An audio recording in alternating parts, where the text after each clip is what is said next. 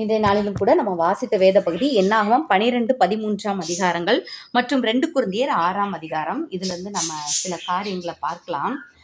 இந்த 2 கொரிந்தியர்ல நம்ம பார்க்கும்போது அநேக காரியங்கள் இதுல கொடுக்கப்பட்டிருக்குது. என்னன்னா அவங்க பட்ட பாடுகள், போராட்டங்கள், இதை குறித்தெல்லாம் பவுலையா சொல்லுகிறத நம்ம பார்க்கிறோம். மிகுந்த பொறுமை, உபத்திரவங்கள், நெருக்கங்கள், இடுக்கங்கள், இது எல்லாமே மோசையோட நம்ம ஒப்பிட்டு பார்க்கும்போது கரெக்டா இருக்கும். ஜீசஸோட ஒப்பிட்டு பார்க்கும்போதும் கரெக்டா இருக்கும். பவுலோட ஒப்பிட்டு பார்க்கும்போதும் கரெக்டா இருக்கும் இல்ல. ஸோ நம்மோட ஒப்பிட்டு பார்க்கும்போதும் கரெக்டா இருக்கணும். ரைட்? எஸ். அப்போ 4ஆம் வசனம் பாருங்க. மிகுந்த பொறுமையிலும் உபத்திரவங்களிலும் நெருக்கங்களிலும் இடுக்கண்களிலும் அடிகளிலும் காவல்களிலும் கலகங்களிலும் பிரயாசங்களிலும் கண் விழிப்புகளிலும் உபவாசங்களிலும் கற்பிலும் அறிவிலும் நீடிய சாந்தத்திலும் தயவிலும் பரிசுத்தாவிலும் அப்படியே ஒரு லிஸ்ட் போய்கிட்டே இருக்கு. எப்படிப்பட்ட குணாதிசயம் உடையவர்களாக நாம இருக்க வேண்டும் அப்படின்றத குறித்த ஒரு லிஸ்ட். இந்த குணாதிசயங்கள் இயேசுவோடும், இயேசுவில் இருந்தது, மோசேயில் இருந்தது, பவுலில் இருந்தது, நம்மிடமும் இருக்க நாம அழைக்கப்படுகிறோம். இந்த லெந்து காலங்களில் நம்ம இதிலெல்லாம் எது என்ற குறைவா இருக்கிறதுன்றதை பார்த்து அதை நம்ம சீர்படுத்தி கொள்ளும்படியாக நம்ம அழைக்கப்படுகிறோம். ஹல்லேலூயா, ஹல்லேலூயா. இதில் பாருங்களேன், இன்னும் அநேக காரியங்கள். கணம், கனவீனம், துர்க்கீர்த்தி, நற்கீர்த்திலும் எத்தர் எண்ணப்பட்டாலும் நிஜஸ்தராகும். நிறைய பேர் என்ன பண்ணுவாங்க, நீ ஏமாத்துக்காரன், சும்மா பைபிளை தூக்கி ஏமாத்தாத அப்படியெல்லாம் சொல்லுவாங்க. எப்போ நம்ம ஏமாத்தும் போது சொல்ல மாட்டாங்க. ஏமாத்தும் போது நல்ல பிளான் சர்டிஃபிகேட் இருப்பாங்க. எப்போ நம்ம உண்மையாக ஆண்டவரை தேடுறோமோ அப்போ தான் என்ன சொல்லுவாங்க, நீ சரியில்லை, நீ ஏமாத்துற, நீ ஃப்ராடு அப்படின்னு சொல்லிலாம் சொல்லுவாங்க இல்லை.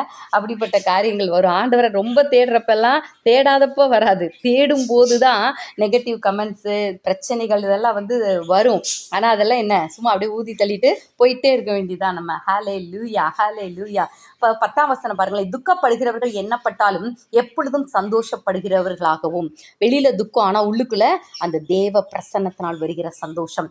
தரித்திரர் எண்ணப்பட்டாலும் அநேகரை ஐஸ்வர்யவான்களாக்குகிறவர்களாகவும். ஒன்றுமில்லாதவர்கள் எண்ணப்பட்டாலும் சகலத்தையும் உடையவர்களாகவும் எங்களை விளங்க பண்ணுகிறோம் அப்படின்னு சொல்லிட்டு இவர் சொல்லுகிறார். இன்னும் நிறைய சொல்லுகிறார். அவர் என்ன சொல்றாருன்னா, தேவனுடைய ஆலயத்துக்கும் விக்கிரகங்களுக்கும் பங்கேது. நான் ஆண்டவர் சொல்றாரு, நான் அவர்களுக்குள்ளே வாசம் பண்ணி அவர்களுக்குள்ளே உலாவி அவர்கள் தேவனாய் இருப்பேன், அவர்கள் என் ஜனங்களாய் இருப்பார்கள் என்று தேவன் சொன்னபடி நீங்கள் ஜீவனுள்ள தேவனுடைய ஆலயமாய் இருக்கிறீர்கள். அப்போ நமக்குள்ள கிறிஸ்து வாசம் பண்ணுகிறார். ஸோ எனக்குள்ள உலாவுகிறார். அவர் உலாவுவதற்கு இடம் கொடுக்க வேண்டும். நம்ம வீட்டுக்கு கெஸ்ட் வராங்கன்னு வச்சுக்கோங்களேன், அந்த கெஸ்ட்டை நம்ம நல்லா ஃப்ரீயாக ரிசீவ் பண்ணோன்னு வச்சுக்கோங்களேன். வாங்க வாங்க அப்படி சொல்லிட்டு நம்ம ஃப்ரீயாக நல்லா பேசிட்டு அவங்களோட நல்லா நம்ம அன்பாக பேசும்போது, அவங்களுக்கு வேண்டிய காரியங்கள் எல்லாம் கொடுத்து அவங்களுக்கு பிரியமானபடி நம்ம நடந்து கொள்ளும்போது அவங்க நம்ம வீட்டில் அப்படியே உலாவுவாங்க, இங்கே வருவாங்க, கிச்சனுக்கு வருவாங்க, அப்படியே சுற்றிட்டு வருவாங்க, பேசுவாங்க, அப்படி இருப்பாங்க. ஆனால் அதே தான் அவங்க வந்த உடனே உட்காருங்க, இந்தாங்க காப்பி குடிங்கன்னு சொல்லிட்டு எனக்கு வேலை இருக்குது, நான் போய் பார்க்க போகிறேன், நம்ம கிச்சனுக்குள்ளே போயிட்டோன்னு வச்சுக்கோங்களேன். அவங்கள சரியாக ரிசீவ் பண்ணலைன்னா அவங்களுக்கு கொடுக்கப்பட்ட அந்த இடத்துலையே தான் உட்காந்துருப்பாங்கல்ல. கிளம்புற வரைக்கும் அந்த இடத்த விட்டு நகல மாட்டாங்க. ஸோ அப்படியாக நம்ம பரிசுத்த ஆவியானவரை, நமக்குள்ள வாழ்கிற ஆண்டவராகிய இயேசு கிறிஸ்துவை நம்ம வைத்திருக்கிறவர்களாக இருக்கக்கூடாது. அவர் நமக்குள்ளே உலாவ வேண்டும். ஹல்லேலூயா, ஹல்லேலூயா. அவர் ஃப்ரீயாக இருக்கணும் நமக்குள்ள. ஸோ நாம் அவருக்கு பிரியமானபடி, அவருக்கு ஏற்ற விதமாக நம்ம செயல்படும் போது நமக்குள்ள உலாவுகிறவராய், நம் வாழ்க்கையில் உலாவுகிறவராய், நம்முடைய சரீரத்தில் உலாவுகிறவராய், நம் குடும்பத்தில் உலாவுகிறவராய் அவரை நம்ம பார்க்க முடியும். ஹல்லேலூயா, ஹல்லேலூயா. அதனால ஆண்டவர் பவுல் என்ன சொல்றாருன்னா 17ஆம் வசனத்துல, ஆனபடியால் நீங்கள் அவர்கள் நடுவில் இருந்து புறப்பட்டு பிரிந்து போய் அசுத்தமானதை தொடாதிருங்கள் என்று கர்த்தர் சொல்கிறார். ஸோ நம்ம என்ன பண்ணணும்னா, அந்த உலகத்தானை போல நம்ம வாழக்கூடாது. அவங்கள விட்டு நீ புறப்பட்டு பிரிஞ்சு போயிரு, அவங்க ஸ்பாவத்தை நீ தொடாத அப்படின்னு சொல்றாரு. அசுத்தமானதை தொடாத. இந்த உலகத்தானை போல குணாதிசயங்களை நாம் வளர்த்து கொள்வது அசுத்தமானதை தொடுவது. அமேன், அமேன். அசுத்தமானதை தொடுவது, நாற்றமான ஒரு காரியத்தை தொடுவது போல. எப்போ உலகத்தான் செய்கிற காரியங்களை செய்வது. இந்த காரியங்களை தான் நம்ம என்னாகமத்தில் படித்தோம்ல, 12-13 அதை ஆரோனும் மோசேயின் சகோதரியாகிய மிரியாமும் செய்தார்கள். இது உலகத்தாரை போல சண்டை போட்டார்கள், அசுத்தமான காரியத்தை செய்தார்கள். தேவனுடைய கோபத்துக்கு ஆளானார்கள். ஆமென். ஒரு தகப்பன் தன் பிள்ளைய முகத்துல காரி துப்புனா எப்படி இருக்குமோ அது மாதிரி துப்புறேன்னு சொல்லிட்டு அந்த மிரியாமை அப்படி குஷ்டரோகம் பிடித்தவளாய் குஷ்டரோகியாய் மாற்றி போட்டார். ஏன்? உனக்குள்ள மாம்ச சிந்தனை இருக்கு. மாம்ச சிந்தை மரணம். நீ மாம்சீகமா சிந்திக்கிற மனுஷன், சாதாரண உலக மனுஷனை போல சிந்திக்கிற. நீ தேவ மனுஷியை போல சிந்திக்கல. நீ தேவ மனுஷனை போல சிந்திக்கல. மாம்ச சிந்தையில இருந்தனா நீ மரணம். உனக்கு மரணம், ஆவிக்குரிய மரணம் மாதிரிதான் இல்ல. தேவனை விட்டு பிரிக்கப்படுகிற ஒரு அனுபவம். அதை தான் பேதுரு கூட செஞ்சார். ஆண்டவரே, இது உமக்கு நேரிடக்கூடாது, இது உமக்கு சம்பவிப்பதில்லைன்னு சொல்லி தனியா கூட்டு போய் திட்டுறாரு ஆண்டவரை. அப்பதான் ஆண்டவர் என்ன சொன்னாரு? எனக்கு பின்னாக போ சாத்தானே, நீ தேவனுக்கேற்றவைகளை சிந்திக்காமல் மனுஷருக்கேற்றவைகளை சிந்திக்கிறாய். அப்போ மனுஷருக்கேற்ற காரியங்களை சிந்தித்தோமானால் சாதாரணமான மனிதன் எப்படி செயல்படுவானோ அதை போல நானும் என்னுடைய குடும்ப வாழ்க்கையில எனக்கு வருகிற சூழ்நிலைகள்லாம் நான் பிஹேவ் பண்ணுவேன். இப்படி ஒரு சுச்சுவேஷன் தான் இப்படி தானப்பா செய்வாங்க, இதுதானப்பா மனித தன்மை. நோ, நீ மனுஷி கிடையாது, தேவ மனுஷி. நீ மனுஷன் அல்ல, தேவ மனுஷன். அதை நீ உணர்ந்து அந்த ஸ்டாண்டர்டுக்கு ஏற்ற மாதிரி தான் நம்ம செயல்பட வேண்டும். நம்ம பேச்சு, நம்முடைய செயல், ஒவ்வொரு சூழ்நிலையும் நம்ம ஹேண்டில் பண்ணுற விதம் அதற்கேற்றபடியாகத்தான் இருக்க வேண்டும். அப்போ தான் நம்ம அசுத்தமானதை தொடலைன்னு அர்த்தம். இல்லைனா பிசாசோட சரக்கை, உலகத்தின் அதிபதியாக பிசாசோட சரக்கை தான் நம்ம தொடுகிறோம் என்று அர்த்தம்.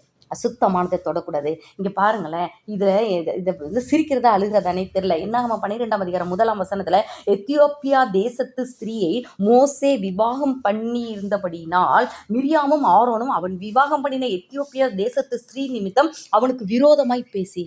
ஏன்பா, இவர் மோசே 40 வயசுலயே அரண்மனை விட்டு வந்துட்டாரு. 40 வயசுல இங்கே வந்ததோடைய என்ன பண்ணிட்டார்? அவர் ஒரு திருமணம் செய்து கொண்டார். யார்? அந்த எத்தியோப்பியா தேசத்து ஸ்திரீயை. அவங்க அப்பா வந்து இவனுக்கு எத்திரோ வந்து திருமணம் செய்து வைக்கிறார். ஸோ அரௌண்ட் 40 வயசில் இவருக்கு கல்யாணம் ஆயிடுச்சு. இப்போ இவங்க மீட் பண்ணும்போது 80 வயசு. மீட் பண்ணியும் இந்த அநேக காரியங்கள், நன்மைகள்லாம் நடந்து வந்துக்கிட்டு இருக்குது. அப்போ இன்னும் 40 வருஷம் அவங்க பிரயாணம் பண்ணிக்கிட்டு இருக்கிறாங்க. அப்போ இது எத்தனாவது வருஷத்தில் இந்த கதை, இந்த விஷயம் நடந்ததுன்னு நமக்கு தெரியலை. அப்போது 80 வயசு மேலே தான் வச்சுக்கோங்களேன், ஒரு 85 வயசுன்னு வச்சுக்கோங்களேன். அரௌண்டு 40 வயசில் திருமணம் பண்ணார். இப்போ அரௌண்டு ஒரு 85 வருஷம் ஆயிடுச்சு, 85 வயசு ஆயிடுச்சு. 40 வருஷத்துக்கு முன்னாடி திருமணம் பண்ண அந்த பெண்ணை குறித்து இப்போ சொல்கிறாங்க. அந்தம்மா பாட்டி ஆயிட்டாங்க. இந்த மோசையோட பிள்ளைங்களுக்கே 40-45 வயசு இருக்குங்க. இந்த நேரத்தில் போய் ஏன் இந்தம்மா நீ கல்யாணம் பண்ண? இவங்கெல்லாம் கூட இருந்த மாதிரியும், இவங்கெல்லாம் வேற ஒரு பொண்ணு பார்த்து வச்ச மாதிரியும், இவர் இல்லை நான் இந்த பொண்ணை தான் கல்யாணம் பண்ணுவேன், இவர் ஓடி போய் கல்யாணம் பண்ணது போலவும் அவர்கள் எப்படி பேசுகிறாங்க பாருங்களேன். இப்படி தான் முகாந்திரம் இல்லாமல் நம்மை பகைப்பார்கள். முகாந்திரம் இல்லாமல் மோசையை பகைத்தார்கள். இயேசு கிறிஸ்துவை கூட முகாந்திரம் இல்லாமல் தான், அதில் ரீசனே கிடையாது. No reason. அது நீங்கள் உள்ள தோண்டி பார்த்தீங்கன்னா ஒன்றுமே அது இருக்காது ரீசன். ஆனால் பகைப்பாங்க, ஏதோ ஒரு காரணம் இருக்கிற மாதிரி. அப்படி தான் நான் ஏசப்பாவை கூட முகாந்திரம் இல்லாமல் பகைத்து தான் அவரை பொறாமையினால் தான் கொலை செய்தார்கள் பார்க்குறோம். இங்கேயும் கூட இறக்குற அதே மாதிரி தான் ஒரு கொலை இல்லை. மோசேனுடைய உள்ளத்தை அப்படியே கிழிக்கிறாங்க யாரு? கூட பிறந்தவர்கள். பார்த்தீங்களா? சத்துரு இப்படிதான் யார் மூலமாவது வந்து ஆண்டவருடைய பிள்ளைகளையும் ஆண்டவருடைய சித்தத்தில் இருக்கிறவர்களையும் கிழிக்க பார்ப்பான். பாருங்களேன், இப்படி ஒரு காரியம் நடக்குது. ஆனா அந்த மோசே எப்படிப்பட்டவர் பாருங்களேன். பூமியில் உள்ள சகல மனிதரிலும் மிகுந்த சாந்த குணம் உள்ளவனாய் இருந்தான். எவ்வளோ பியூட்டிஃபுல் பாருங்களேன். ஹல்லேலூயா. பூமியில் உள்ள சகல மனிதர்களும் அப்படின்னே சொல்லிட்டார்.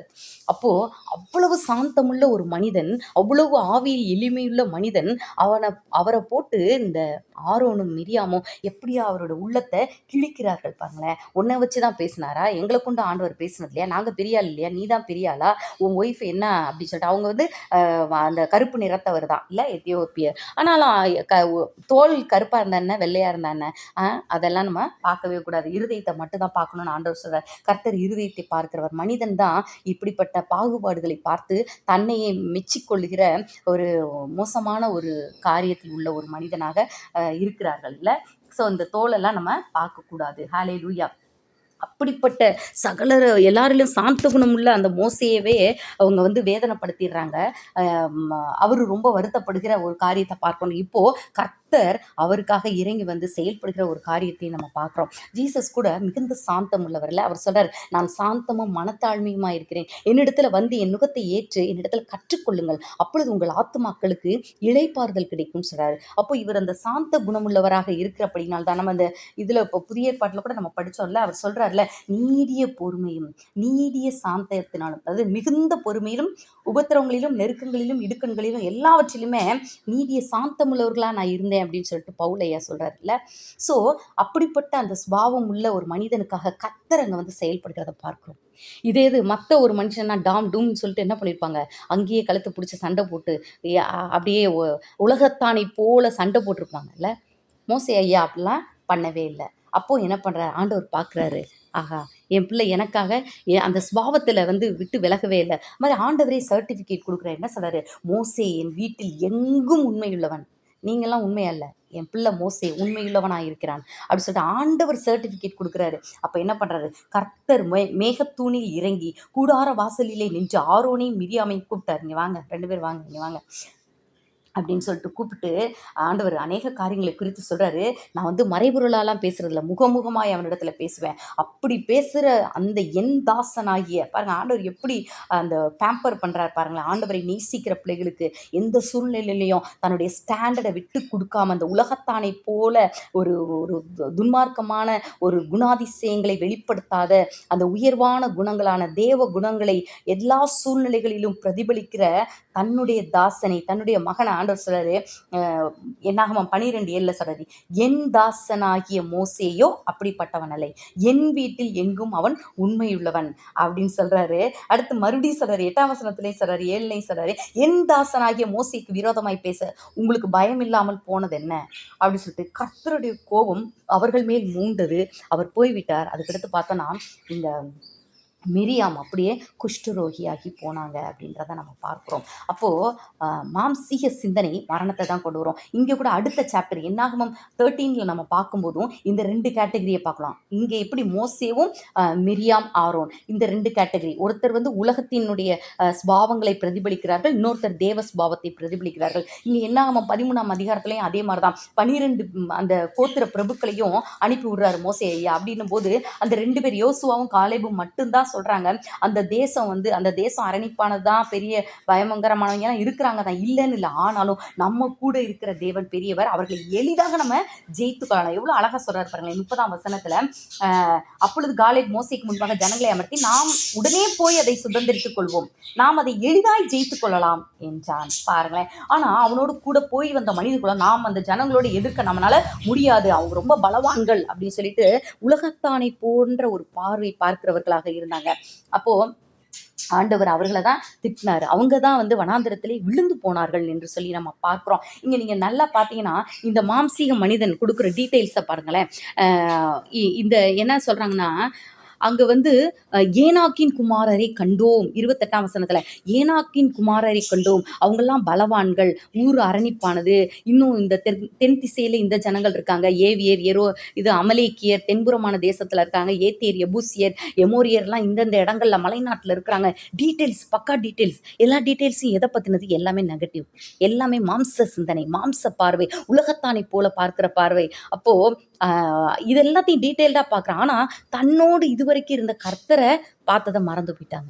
இதுதான் நாமும் கூட நம்ம பிரச்சனைகள் சூழ்நிலைகள் இங்கே அது இருக்குது, அங்கே இது இருக்குது, இந்தந்த விஷயம் இப்படி இருக்குது, இந்த பணத்தேவை, இந்த உடல் பலவீனம், சரீர பலவீனம், அது இதுன்னு சொல்லிட்டு அநேக காரியங்களை சுற்றி சுற்றி பார்த்துக்கிட்டு இருப்போம். நம்ம கூட இருக்கிற கர்த்தரை மறந்து போயிடுவோம் இல்லை.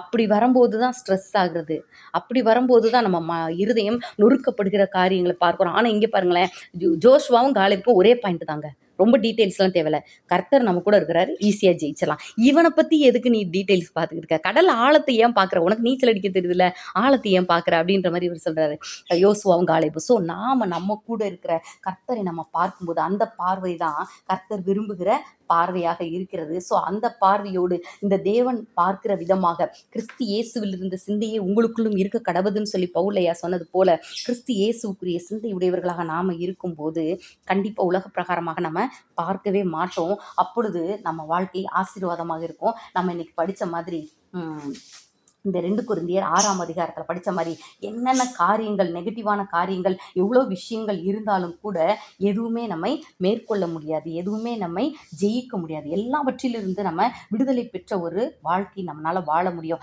ஸோ நம்ம மனசில் வைத்திருக்க வேண்டிய ஒரே ஒரு விஷயம் என்ன, கர்த்தர் எனக்குள்ளே வாசம் பண்ணுகிறார், அவர் எனக்குள்ளே உலாவுகிறார், அவர் என்னுடைய தேவனாக இருக்கிறார் அப்படின்றத மட்டும், நான் அவருடைய ஆலயமாக இருக்கிறேன், அவர் எனக்குள்ளே உலாவும்படி என்னை நான் ஒப்பு கொடுக்குறேன்னு சொல்லிட்டு நம்ம முழுவதுமாக முழுவதுமாய் கர்த்தருக்கு அர்ப்பணிக்கும் போது, சரண்டர் பண்ணும்போது, கர்த்தருடைய சுபாவங்கள் நமக்குள்ள வர ஆரம்பிக்கும். கர்த்தருடைய குணாதிசயங்கள் நமக்குள்ள வர ஆரம்பிக்கும். கர்த்தர் எப்படி ஒவ்வொரு சூழ்நிலையும் செயல்படுவாரோ, அது எல்லாத்தையும் நாமும் செயல்படுத்துகிறவர்களாக இருப்போம். அப்பதான் மத்தவங்க பார்ப்பாங்க, "என்னப்பா இவ்வளோ பிரச்சனை இருக்கு.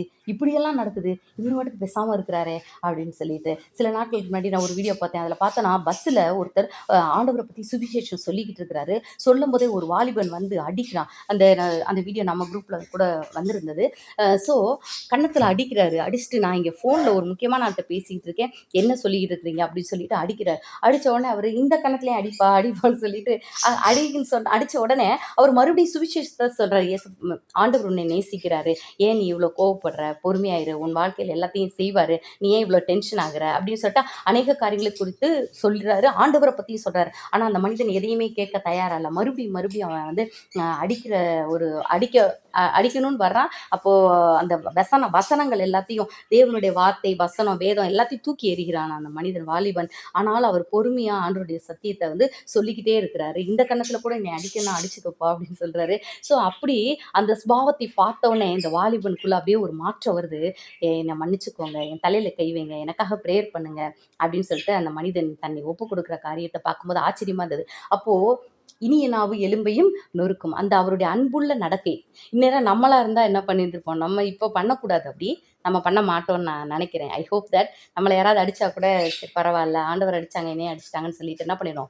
கன்னத்த தடவிட்டு வந்துரணும் இல்ல? ஹல்லேலூயா. ஸோ பழைய சுபாவத்துல நம்ம இருந்தோம்னா என்ன பண்ணுவோம்? ஒரு கன்னத்துல விட்டா 4 கன்னத்துல திரும்பி விட்டு, நம்மளால எவ்வளோ முடியுமோ அவ்வளோ தூரம் அவன இது அடிச்சு நொறுக்கியிருப்போம்ல.